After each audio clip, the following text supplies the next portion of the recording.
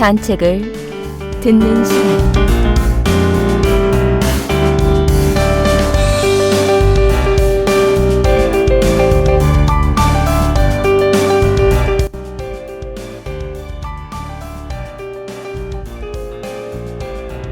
지난 토요일을 기점으로 벚꽃이 활짝 피었더라고요. 여러분도 보셨지요? 연무동 평생학습관에 피어있는 벚꽃이 고개를 삐쭉 내밀어 인도까지 넘실넘실 꽃그늘을 만들어주네요. 그 길을 걷다 너무 주변이 환해서 하늘을 살며시 올려다봤어요. 꽃송이 사이사이 파란 하늘이라니, 너 참 예쁘구나. 절로 탄성이 나오네요. 4월의 바람이 꽃잎을 모두 떨구기 전에 청취자 여러분들도 눈을 돌려보면 어디에나 피어있는 벚꽃놀이 즐겨보세요.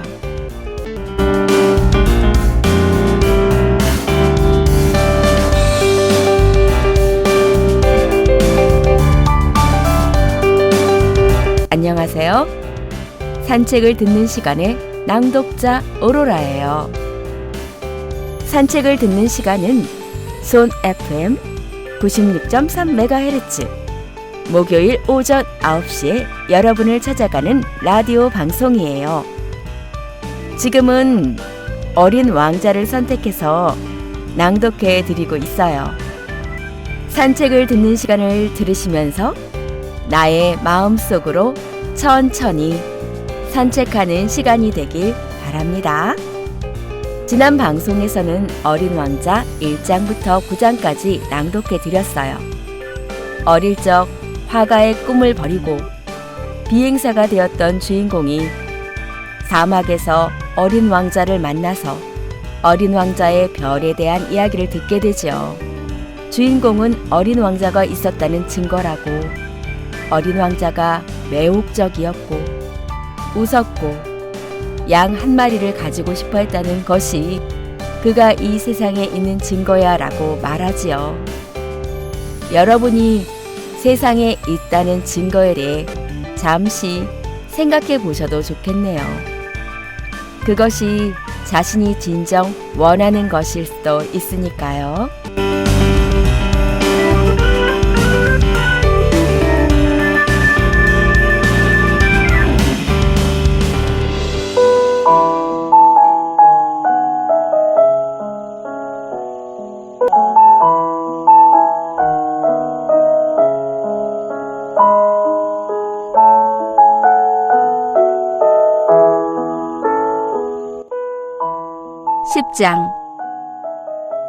그는 소옥성 325호, 326호, 327호, 328호, 329호, 330호와 이웃해 있었다. 그래서 일거리도 구하고 견문도 넓힐 생각으로 그 별들부터 찾아보기로 했다. 첫 번째 별에는 왕이 살고 있었다. 그 왕은 홍포와 흰 담비 모피로 된 옷을 입고 매우 검소하면서도 위험 있는 옥자에 앉아 있었다. 아, 신하가 한 명 왔구나. 어린 왕자가 오는 것을 보자 왕이 큰 소리로 외쳤다. 그래서 어린 왕자는 이상한 생각이 들었다. 괄호 열고, 나를 한 번도 본 적이 없는데 어떻게 나를 알아볼까? 괄호 닫고. 왕에게는 세상이 아주 간단하다는 것을 그는 알지 못했던 것이다. 모든 사람이 다 신하인 것이다. 너를 좀 더 잘 볼 수 있게 가까이 다가오라. 어떤 사람의 왕 노릇을 하게 된 것이 무척 자랑스러워진 왕이 말했다. 어린 왕자는 앉을 자리를 찾았으나 그 별은 흰 담비 모피의 그 호화스러운 망토로 온통 다 뒤덮여 있었다. 그래서 그는 서 있었다. 그리고 피곤했으므로 하품을 했다. 왕의 면전에서 하품을 하는 것은 예절에 어긋나는 일이니라. 하품을 금지하노라. 임금님이 말했다. 하품을 참을 수가 없어요. 긴 여행을 해서 잠을 자지 못했거든요. 어리둥절해진 어린 왕자가 말했다. 그렇다면 내게 명하노니 하품을 하도록 하라. 하품하는 걸 본 지도 여러 해가 되었구나. 하품하는 모습은 짐에게는 신기한 구경거리니라. 자, 또 하품을 하라. 명령이니라. 왕이 말했다. 그렇게 말씀하시니까 겁이 나서 하품이 나오지 않는군요. 얼굴을 붉히며 어린 왕자가 말했다. 그렇다면 짐이 명하노니 어떤 때는 하품을 하고 또 어떤 때는 하고 왕이 대답했다. 그는 뭐라고 중얼중얼했다. 화가 난 기색이었다. 왜냐하면 그 왕은 자신의 권위가 존중되기를 무엇보다도 원하고 있었기 때문이었다. 불복종은 용서할 수 없는 것이었다. 그는 전제군주였다. 하지만 매우 선량했으므로 사리에 맞는 명령을 내리는 것이었다. 만약에 짐이 어떤 장군더러 물새로 변하라고 명령했는데 장군이 이 명령에 따르지 않았다면 그건 그 장군의 잘못이 아니니라. 그건 짐의 잘못이니라. 라고 그는 평상시에 늘 말하곤 했다. 앉아도 좋을까요? 어린 왕자가 조심스레 물었다. 내게 앉기를 명하노라. 흰 단비 무피로 된 망토 한 자락을 위엄있게 걷어올리며 왕이 대답했다. 그러나 어린 왕자는 의아해하고 있었다. 별은 아주 조그마했다. 왕은 무엇을 다스린담? 폐하, 한 가지 여쭈어봐도 좋을까요? 내게 명하노니 질문을 하라. 폐하는 무엇을 다스리고 계신지요? 모든 것을 다스리노라. 퍽이나 간단히 왕이 대답했다. 모든 것을요? 왕은 신중한 몸짓으로 그의 별과 다른 별들과 떠돌이 별들을 가리켰다. 그 모든 것을요? 어린 왕자가 물었다. 그 모든 것을 다스리노라. 왕이 대답했다. 그는 절대 군주였을 뿐 아니라 온 우주의 군주이기도 했던 것이다. 그럼 별들도 폐하에게 복종하나요? 물론이니라. 즉각 복종하노라. 규율을 어기는 것을 짐은 용서치 아니하느니라. 왕이 말했다. 그러한 굉장한 권력에 어린 왕자는 경탄했다. 그도 그런 권능을 가질 수 있다면 의자를 뒤로 물려놓지 않고서도 하루에 44번 아니라 72번, 아니 100번, 200번 해지는 것을 볼 수 있을 게 아닌가. 그래서 버리고 온 그의 작은 별에 대한 추억 때문에 조금 슬퍼진 어린 왕자는 용기를 내어 왕에게 청을 드려보았다. 저는 해가 지는 것을 보고 싶습니다. 저의 소원을 들어주십시오. 해에게 지도록 명령해 주십시오. 짐이 어떤 장군에게 나비처럼 이 꽃에서 저 꽃으로 날아다닐 것을 명하거나 비극 작품을 한 편 쓰라고 명령하거나 혹은 물새로 변하도록 명령했는데 그 장군이 그 명령을 받고 복종하지 않는다면 그가 잘못일까? 짐이 잘못일까? 폐하의 잘못이시죠. 어린 왕자가 자신있게 말했다. 옳으니라. 누구에게든 그가 이행할 수 있는 것을 요구해야 하는 법이니라. 권위는 무엇보다도 사리의 근거를 두어야 하느니라. 만일 네가 너의 백성에게 바다에 몸을 던지라고 명령한다면 그들은 혁명을 일으킬 것이니라. 내가 복종을 요구할 권한을 갖는 것은 나의 명령들이 이치에 맞는 까닭이다. 왕이 말을 계속했다. 그럼 제가 해지는 것을 보게 해주십사 한 것은요? 한 번 한 질문은 절대로 잊어버리지 않는 어린 왕자가 일깨웠다. 해가 지는 것을 네가 보게 해주겠노라. 짐이 요구하겠노라. 하지만 내 통치 기술에 따라 조건이 갖추어지길 기다리겠노라. 언제 그렇게 되나요? 어린 왕자가 물었다. 오늘 저녁 7시 40분이니라. 짐의 명령이 얼마나 잘 이행되는지 너는 보게 될 것이다. 왕이 대답했다. 어린 왕자는 하품을 했다. 해지는 것을 못 보게 된 것이 섭섭했다. 그리고 벌써 조금 심심해졌다. 이제 저는 여기서 할 일이 없군요. 다시 떠나가 보겠습니다. 떠나지 말라. 떠나지 말라. 너를 대신으로 삼겠노라. 신하가 한 사람 있게 된 것이 몹시 자랑스러운 왕이 대답했다. 무슨 대신이요? 사법 대신이라. 하지만 재판할 사람이 아무도 없는데요? 그건 모를 노릇이지. 짐은 아직 짐의 왕국을 순시해보지 않았느니라. 짐은 매우 연로한데 사름 마차를 둘 자리도 없고 걸어다니자니 피곤해지거든. 왕이 말했다. 아, 제가 벌써 다 보았어요. 허리를 굽혀 별의 저쪽을 다시 한번 바라보며 어린 왕자가 말했다. 저쪽에도 아무도 없는데요? 그럼 내 자신을 심판하거라. 그것이 가장 어려운 일이니라. 다른 사람을 심판하는 것보다 자기 자신을 심판하는 게 훨씬 더 어려운 법이거든. 네가 너 스스로를 훌륭히 심판할 수 있다면 그건 네가 참으로 지혜로운 사람인 까닭이니라.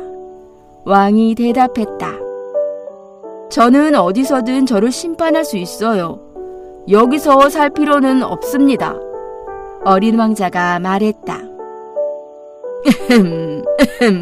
네, 별 어딘가에 늙은 쥐 한 마리가 있는 줄로 알고 있다. 밤이면 소리가 들리느니라. 그 늙은 쥐를 심판하거라. 때때로 그를 사형에 처하거라. 그러면 그의 생명이 너의 심판에 달려있게 될 것이다. 그러나 매번 그에게 특사를 내려 그를 아끼도록 하라. 단 한 마리밖에 없는 까닭이니라. 왕이 대답했다. 저는 사형 선고를 내리는 건 싫습니다. 아무래도 가야겠습니다. 어린 왕자가 대답했다. 가지 마라. 왕이 말했다. 어린 왕자는 떠날 채비를 끝마쳤으나 늙은 임금을 섭섭하게 하고 싶지 않았다. 폐하의 명령이 준수되길 원하신다면 제게 이치에 맞는 명령을 내려주시면 되지 않겠습니까? 이를테면 1분 내로 떠나도록 제게 명령하실 수 있으시잖아요. 지금 조건이 좋은 것 같습니다. 왕이 아무 대답도 하지 않았으므로 어린 왕자는 머뭇거리다가 한숨을 한번 내쉬고는 길을 떠났다. 너를 내 대사로 명하노라. 왕이 황급히 외쳤다. 그는 매우 위험에 넘치는 표정을 짓고 있었다. 괄호 열고 어른들은 참 이상하군. 괄호 닫고 하고 어린 왕자는 여행하면서 속으로 중얼거렸다. 11장. 두 번째 별은 허영심에 빠진 사람이 살고 있었다. 저기 나를 찬양하는 사람이 찾아오는군. 어린 왕자를 보자마자 허영심 많은 사람이 멀리서부터 외쳤다. 허영심 많은 사람들에겐 다른 사람들은 모두 자기를 찬양해주는 사람들인 것이다. 안녕하세요. 야릇한 모자를 쓰고 계시군요. 어린 왕자가 말했다. 담례하기 위해서지. 나에게 사람들이 환호를 보낼 때 담례하기 위해서지. 그런데 불행히도 이리로 지나가는 사람이 아무도 없어. 허영심 많은 사람이 대답했다. 아, 그래요? 무슨 말인지 알아듣지 못한 어린 왕자가 말했다. 두 손을 마주 두드려요. 허영심 많은 사람이 가르쳐 주었다. 어린 왕자는 두 손을 마주 두드렸다. 허영심 많은 사람은 모자를 들어 올리며 점잖게 답례했다. 괄호 열고 왕을 방문할 때보다 더 재미있군. 괄호 닫고 어린 왕자는 속으로 중얼거렸다. 그래서 그는 다시 두 손을 마주 두드렸다. 허영심 많은 사람이 모자를 들어 올리며 다시 답례를 했다. 5분쯤 되풀이하고 나니 어린 왕자는 그 장난이 재미없어졌다. 모자가 떨어지게 하려면 어떻게 해야지? 그가 물었다. 그러나 허영심 많은 사람은 그의 말을 듣지 못했다. 허영심 많은 사람들에게는 오로지 찬양의 말만이 들리는 법이다. 너는 정말로 나를 찬양하지? 그가 어린 왕자에게 물었다. 찬양한다는 게 뭐지? 찬양한다는 건 내가 이 별에서 가장 미남이고 가장 옷을 잘 입고 가장 부자고 가장 똑똑하다고 인정해 주는 거지. 하지만 이 별엔 아저씨 혼자밖에 없잖아. 나를 기쁘게 해줘. 그렇게 나를 찬양해줘. 아저씨를 찬양해. 그런데 그게 아저씨에게 무슨 상관이 있지? 어깨를 조금 들썩하면서 어린 왕자가 말했다. 그리고 그는 그 별을 떠났다. 괄호 열고 어른들은 정말 이상하군.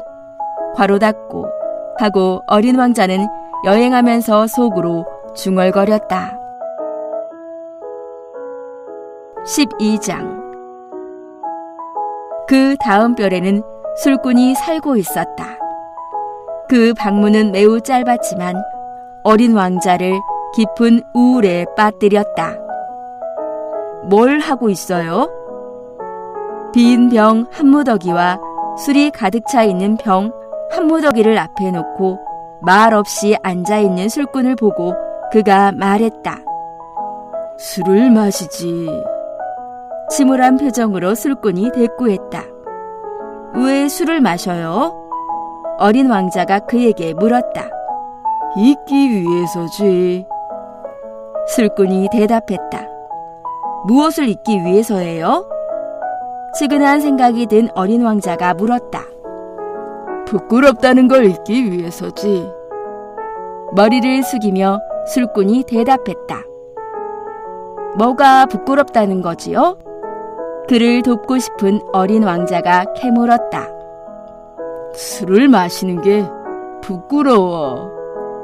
이렇게 말하고 술꾼은 침묵을 지켰다.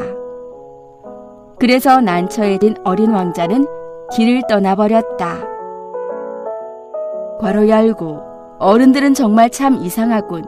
괄호 닫고 하고 어린 왕자는 여행을 하면서 혼자 속으로 중얼거렸다. 13장. 네 번째 별은 실업가의 별이었다. 그 사람은 어찌나 바쁜지 어린 왕자가 도착했을 때도 고개조차 들지 않았다. 안녕하세요. 담뱃불이 꺼졌군요. 그가 말했다.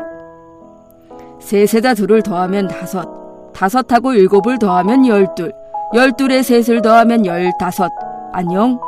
열다섯에 일곱을 더하면 스물둘, 스물둘에 여섯을 더하면 스물여덟. 다시 담뱃불 붙일 시간이 없어. 스물여섯에 다섯을 더하면 서른하나라. 그러니까 5억 162만 2731이 되는구나. 무엇이 5억이야? 응? 너 아직도 거기 있니? 5억 100만... 생각이 안 나는구나. 너무 바빠서. 나는 중대한 일을 하는 사람이야. 허튼 소리 할 시간이 없어. 둘에다 다섯을 더하면 일곱. 무엇이 5억이야? 한 번 한 질문을 포기해 본 적이 평생 없는 어린 왕자가 다시 물었다. 실업가가 머리를 들었다. 이 별에서 54년 동안 살고 있는데 내가 방해를 받은 적은 딱 3번뿐이야.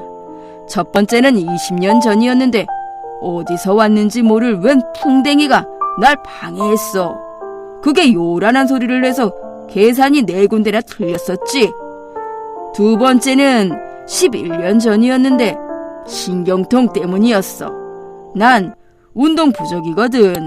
산보할 시간이 없으니까. 난 중대한 일을 하는 사람이라서 그래. 세 번째는 바로 지금이야. 가만히 있자. 5억 100만이었겠다. 무엇이 5억 100만이라는 거지요? 실업가는 조용히 일하기는 글렀다는 걸 깨달았다. 때때로 하늘에 보이는 그 작은 것들 말이다. 파리? 천만에 반짝거리는 작은 것들 말이다. 꿀벌? 천만에 게으름뱅이들을 멍청이 공상에 잠기게 만드는 금빛 나는 작은 것들 말이다. 한데 난 중대한 일을 하는 사람이거든. 공상에 잠길 시간이 없어. 아, 별 말이군. 맞았어, 별이야. 5억의 별들을 가지고 뭘 하는 거지? 5억 162만 2731개야. 나는 중대한 일을 하고 있는 사람이고 정확한 사람이지.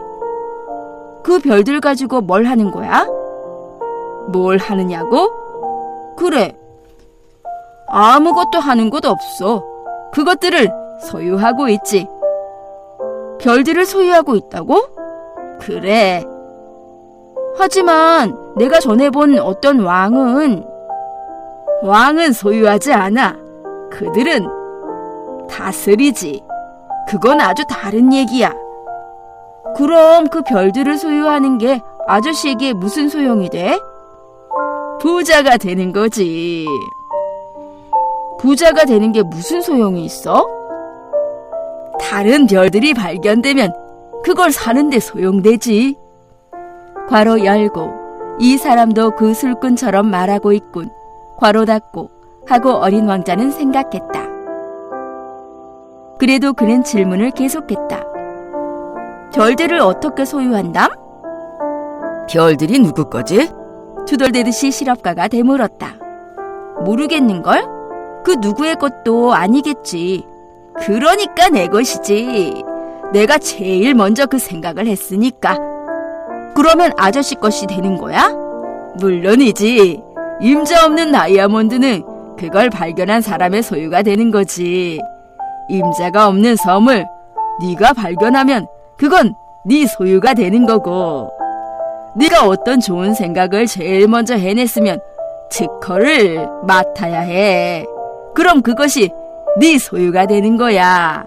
그래서 나는 별들을 소유하고 있는 거야. 나보다 먼저 그것들을 소유할 생각을 한 사람은 아무도 없었거든. 그건 사실이지. 아저씨는 별들을 가지고 뭘 해? 어린 왕자가 말했다. 그것들을 관리하지. 세어보고 또 세어보고 하지. 그건 힘든 일이야. 하지만 나는 진지한 사람이거든. 어린 왕자는 그래도 흡족해하지 않았다. 나는 말이야, 머플러를 소유하고 있을 때는 그것을 목에 두르고 다닐 수가 있어. 또 꽃을 소유하고 있을 때는 그 꽃을 꺾어가지고 다닐 수가 있고. 하지만 아저씨는 별들을 꺾을 수가 없잖아? 그럴 수는 없지. 하지만 그것들을 은행에 맡길 수 있지. 그게 무슨 말이야? 조그만 종이 조각에다 내 별들의 숫자를 적어 그것을 서랍에 넣고 잠근단 말이야. 그리고 그뿐이야? 그뿐이지. 괄호 열고 그것 재미있는데? 아주 시적이고. 하지만 그리 중요한 일은 아니군. 괄호 닫고 하고 어린 왕자는 생각했다. 어린 왕자는 중요한 일에 대해서 어른들과 매우 다른 생각을 가지고 있었다. 나는 말이야, 꽃을 한 송이 소유하고 있는데 매일 물을 줘. 3개의 화산도 소유하고 있어서 매주 그 흐름을 청소해주고는 하지. 불이 꺼진 화산도 청소해주니까 3개란 말이야. 언제 어떻게 될지 알 수 없는 노릇이거든. 내가 그들을 소유하는 건 내 화산들에게나 내 꽃에게 유익한 일이야. 하지만 아저씨는 별들에게 유익하지 않잖아. 실업가는 입을 열어 무슨 말을 하려 했으나 할 말을 찾아내지 못했다. 그래서 어린 왕자는 떠나버렸다. 괄호 열고 어른들은 정말 아주 이상 야릇하군.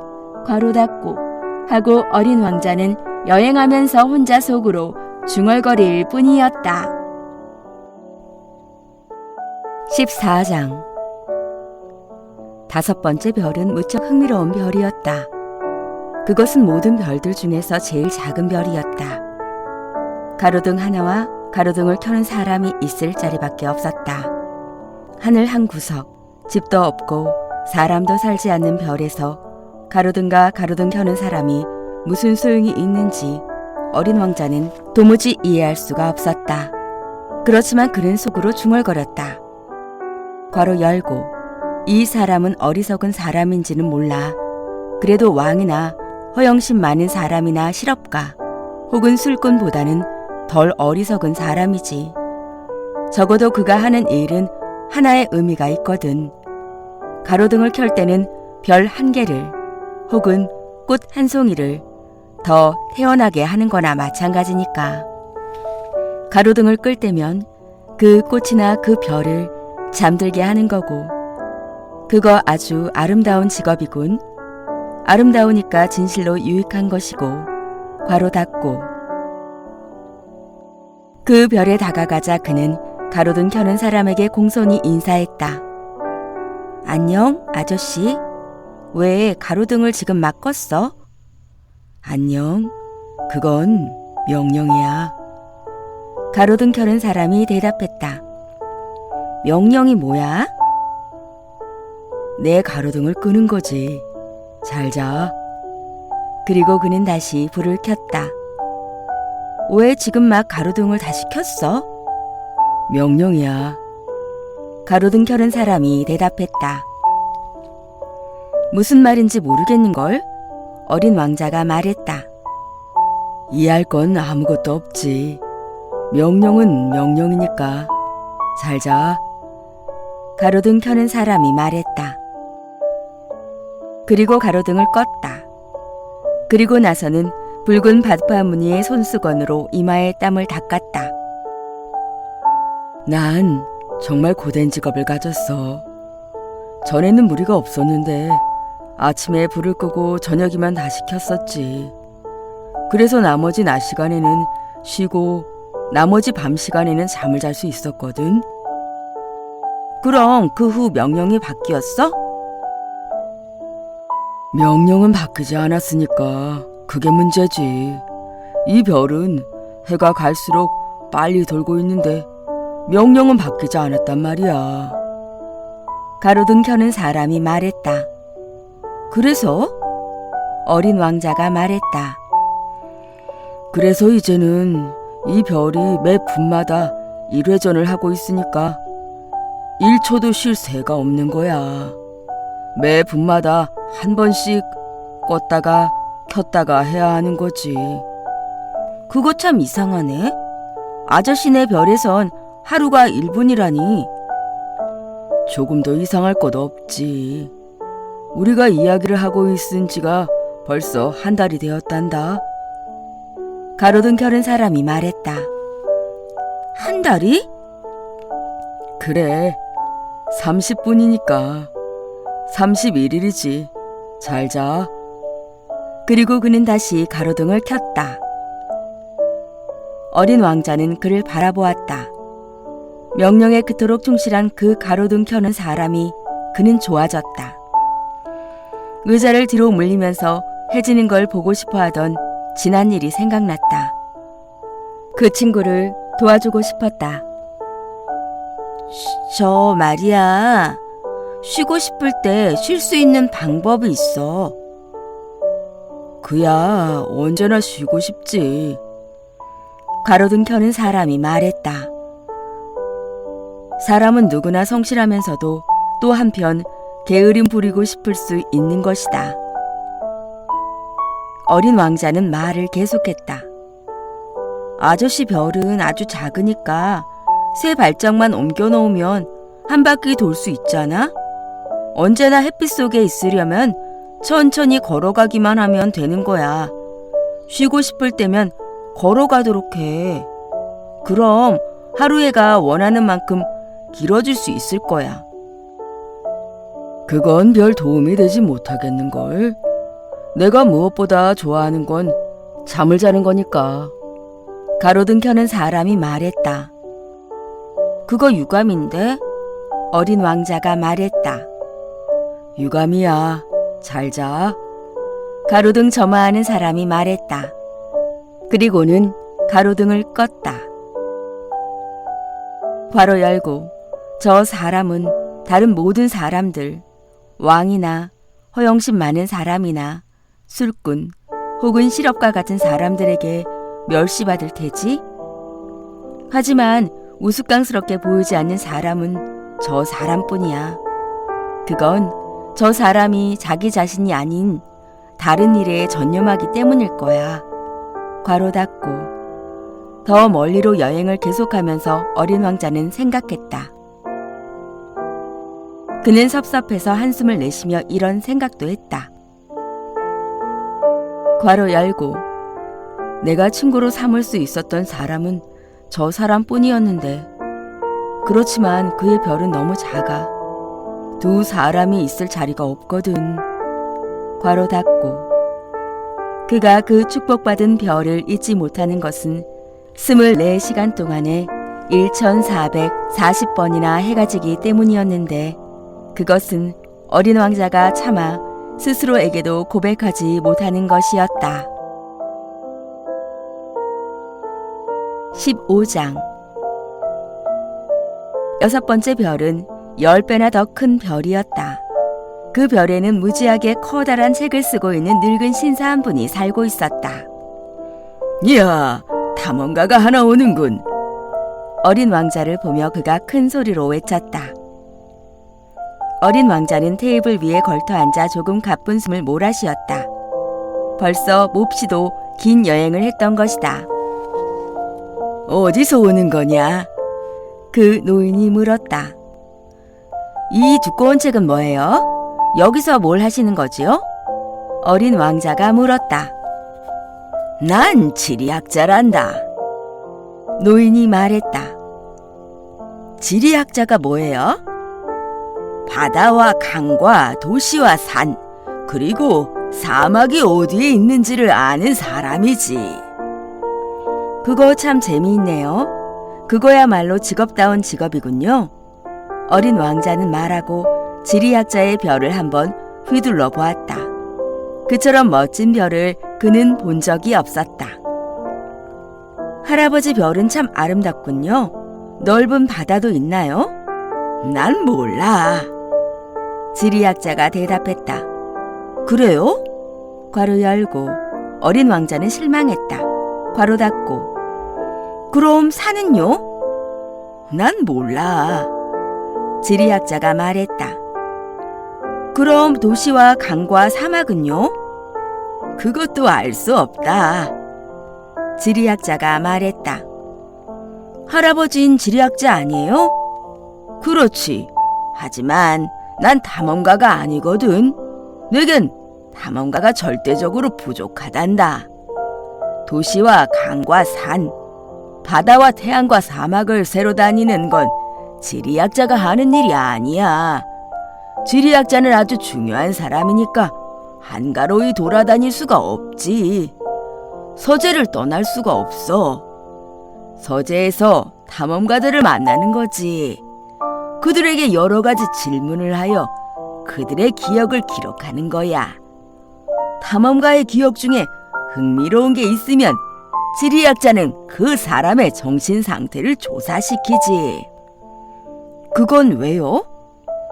탐험가가 거짓말을 하면 지리책에 커다란 이변이 일어나게 될 테니까. 탐험가가 술을 너무 마셔도 그렇지. 그건 왜요? 어린 왕자가 말했다. 왜냐하면 술에 잔뜩 취한 사람에겐 모든 게 둘로 보이거든.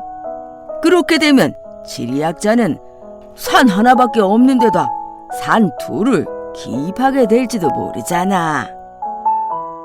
내가 아는 어떤 사람도 그럼 나쁜 탐험가가 될 수 있겠군요. 어린 왕자가 말했다. 그럴 수도 있겠지. 그래서 탐험가의 정신 상태가 훌륭하다고 생각될 때는 그의 발견을 조사하지. 가보시나요? 아니지. 그건 너무 번잡스러우니까 그 대신 탐험가에게 증거를 제시하라고 요구하는 거야. 예컨대 커다란 산을 발견했을 때는 커다란 돌멩이를 가져오라고 요구하는 거지. 지리학자는 갑자기 흥분했다. 그런데 너는 멀리서 왔지? 너는 탐험가야? 너의 별이 어떤 별인지 이야기해줘. 그러더니 지리학자는 노트를 펴고 연필을 깎았다. 탐험가의 이야기를 처음에는 연필로 적었다가 그가 증거를 가져오기를 기다려서 잉크로 적는 것이었다. 자, 시작해 볼까? 지리학자가 물었다. 아, 내 별은 별로 흥미로울 게 없어요. 아주 작거든요. 화산이 셋 있어요. 둘은 불이 있는 화산이고 하나는 불이 꺼진 화산이죠. 하지만 언제 어떻게 될지 모르지요. 그래, 언제 어떻게 될지 알 수 없지. 지리학자가 말했다. 제겐 꽃 한 송이도 있어요. 우린 꽃은 기록하지 않아. 지리학자가 말했다. 왜요? 그게 더 예쁜데요? 꽃들은 일시적인 존재니까. 일시적인 존재가 뭐예요? 지리책은 모든 책들 중 가장 귀중한 책이야. 지리책은 유행에 뒤지는 법이 없지. 산이 위치를 바꾸는 일은 매우 드물거든. 바닷물이 비어버리는 일도 매우 드물고 우리는 영원한 것들을 기록하는 거야. 하지만 불 꺼진 화산들이 다시 깨어날 수도 있어요. 일시적인 존재가 뭐예요? 어린 왕자가 말을 가로막았다. 화산이 꺼져 있든 깨어 있든 우리에게는 마찬가지야. 우리에게 중요한 건 산이지. 산은 변하지 않거든. 그런데 일시적인 존재란 뭐예요? 한 번 한 질문은 평생 포기해 본 적이 없는 어린 왕자가 다시 되물었다. 그건 머지않은 장래에 사라져버릴 위험에 처해 있다는 뜻이지. 내 꽃은 머지않은 장래에 사라져버릴 위험에 처해 있나요? 물론이지. 괄호 열고. 내 꽃은 일시적인 존재야. 세상에 대항할 무기라곤 4개의 가시밖에 없고 그런데 나는 그 꽃을 내 별에 혼자 내버려 두고 왔어. 괄호 닫고. 하고 어린 왕자는 생각했다. 그것은 후회스러운 느낌의 시작이었다. 그러나 그는 다시 용기를 냈다. 어디를 가보는 게 좋을까요? 그가 물었다. 지구라는 별로 가봐. 대단히 이름 높은 별이거든. 그리하여 어린 왕자는 그의 꽃에 대해 생각하며 다시 길을 떠났다. 16장 7번째 별은 그래서 지구였다. 지구는 그저 그렇고 그런 보통 별이 아니었다. 그곳에는 111명의 왕, 괄호 열고, 물론 흑인 나라의 왕을 포함해서 괄호 닫고, 과 7,000명의 지리학자와 90만 명의 실업가, 750만 명의 술주정뱅이, 3억 1,100만 명의 허영심 많은 사람들, 즉 약 20억 명쯤 되는 어른들이 살고 있다. 전기가 발명되기 전까지는 6대륙을 통틀어 46만 2,511명이나 되는 가로등 점화하는 사람들을 도와야 했다는 이야기를 들으면 여러분은 지구가 얼마나 큰지 짐작이 갈 것이다. 그래서 좀 더 멀리 떨어진 곳에서 보면 눈부시게 멋진 광경이 벌어지는 것이었다. 오페라의 발레에서처럼 질서정연한 것이었다. 맨 처음은 뉴질랜드와 오스트레일리아에 가로등 켜는 사람들의 차례였다. 가로등을 켜고 나면 그들은 잠을 자러 갔다. 그리고 나면 중국과 시베리아에 가로등 점화하는 사람들이 발레 무대에 나타났다. 그들 역시 무대 뒤로 살짝 몸을 감추고 나면 러시아와 인도에 가로등 켜는 사람들이 나타나는 것이었다. 그 다음번에는 아프리카와 유럽에 가로등 켜는 사람들, 또 그 다음에는 남아메리카에 가로등 켜는 사람들, 또 그 다음에는 북아메리카에 가로등 켜는 사람들이 차례로 나타났다. 그런데 그들은 무대에 나타나는 순서를 틀리게 하는 법이 없었다. 그것은 무척 장엄한 광경이었다.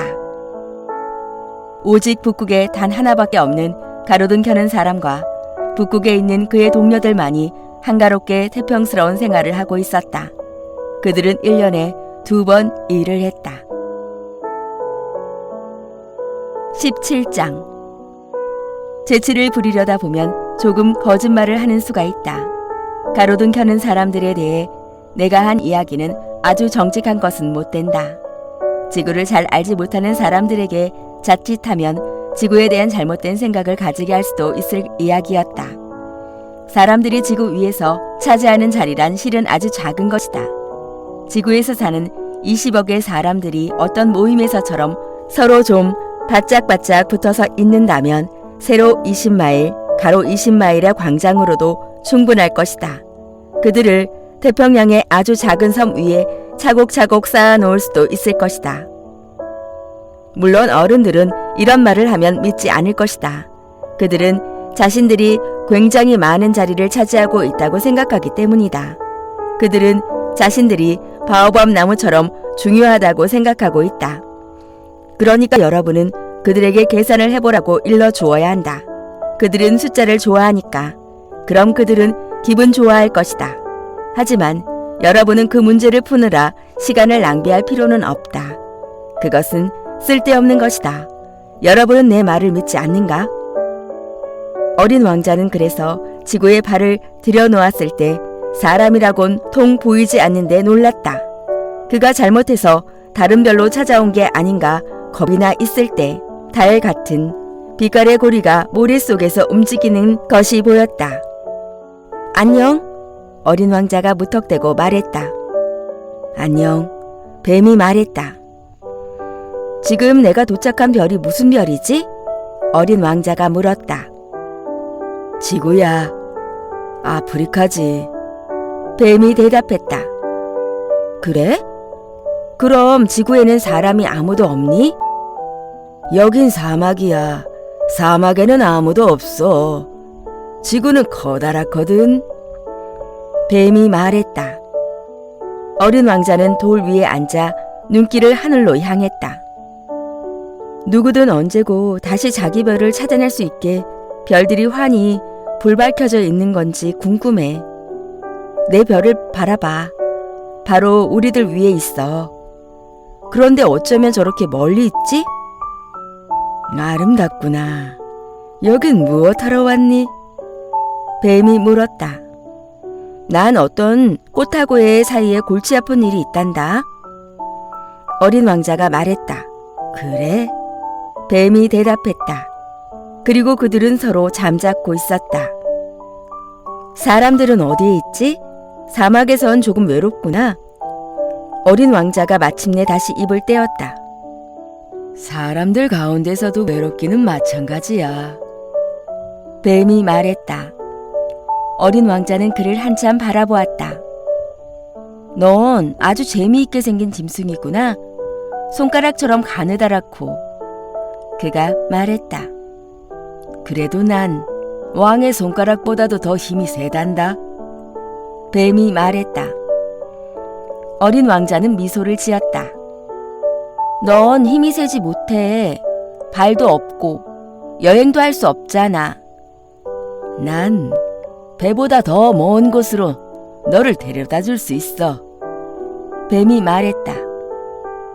그는 어린 왕자의 발 뒤꿈치에 발찌처럼 몸을 휘감더니 말했다. 나를 건드리는 사람마다 그가 나왔던 땅으로 돌려보내주지. 하지만 너는 순진하고 또 다른 별에서 왔으니까. 어린 왕자는 아무 대꾸도 하지 않았다. 네가 측은해 보이는구나. 무척이나 연약한 몸으로 이 돌멩이 투성이의 지구에 있으니 네 별이 몹시 그리울 때면 언제고 내가 너를 도와줄 수 있을 거야. 난 아주 잘 알았어. 헌데 왜 그렇게 언제나 수수께끼 같은 말만 하니? 난 그 모든 걸 해결할 수 있어. 뱀이 말했다. 그리고는 그들은 침묵을 지켰다. 18장. 어린 왕자는 사막을 횡단했는데 오직 꽃 한 송이를 만났을 뿐이었다. 석장의 꽃잎을 가진 볼품이라곤 없는 꽃이었다. 안녕? 어린 왕자가 말했다. 안녕. 꽃이 말했다. 사람들은 어디에 있지? 어린 왕자가 정중히 물었다. 그 꽃은 언젠가 대상의 무리가 지나가는 것을 본 적이 있었다. 사람들이라고? 한 67사람 있는 것 같아. 몇 해 전에 그들을 본 적이 있어. 하지만 그들이 지금 어디에 있는지는 알 수 없는 노릇이야. 그들은 바람결에 불려다니거든. 뿌리가 없어서 몹시 곤란을 받고 있어. 안녕. 어린 왕자가 말했다. 안녕. 꽃이 말했다. 19장. 어린 왕자는 한 높은 산 위로 올라갔다. 그가 아는 산이라곤 그의 무릎에 닿는 세 개의 화산이 고작이었다. 불 꺼진 화산은 걸상으로 이용하곤 했었다. 괄호 열고. 이 산처럼 높은 산에서는 이 별과 사람들 모두를 한눈에 볼 수 있을 거야. 괄호 닫고. 그러나 바늘 끝처럼 뾰족뾰족한 산봉우리만 보일 뿐이었다. 안녕. 그가 혹시나 하고 말해보았다. 안녕, 안녕, 안녕. 메아리가 대답했다. 너는 누구지? 어린 왕자가 말했다. 너는 누구지? 너는 누구지? 너는 누구지? 메아리가 대답했다. 내 친구가 되어줘. 나는 외로워. 그가 말했다. 나는 외로워. 나는 외로워. 나는 외로워. 메아리가 대답했다. 괄호 열고. 참 얄궂은 별이군. 메마르고 뾰족뾰족하고 험하고 게다가 사람들은 상상력이 없고 다른 사람이 한 말을 되풀이하니 나의 집에는 꽃 한 송이가 있었지. 그 꽃은 언제나 먼저 말을 걸어왔는데. 괄호 닫고.